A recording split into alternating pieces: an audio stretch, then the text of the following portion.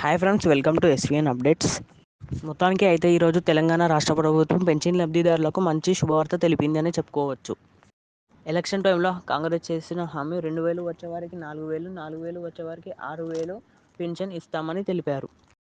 ఆ హామీ ఈరోజు నుండి అమలు చేస్తుంది కాంగ్రెస్ ప్రభుత్వం. గత ప్రభుత్వం 2016 రూపాయలు, 4016 రూపాయలు ఇచ్చింది. 2016 రూపాయలు వృద్ధులకు, దివ్యాంగులకు 4016 రూపాయలు ఇచ్చింది. కానీ కాంగ్రెస్ చేసిన హామీ ఆసరా పెన్షన్ను చేయుత పెన్షన్గా మార్చి 2016 రూపాయలు వచ్చేవారికి 4016, 4016 రూపాయలు వచ్చేవారికి 6016 ఇస్తామని చెప్పింది. దివ్యాంగులకు 6016 మరియు వృద్ధులకు 4016 ఈ రోజు నుండే అమలు చేస్తామని తెలిపింది.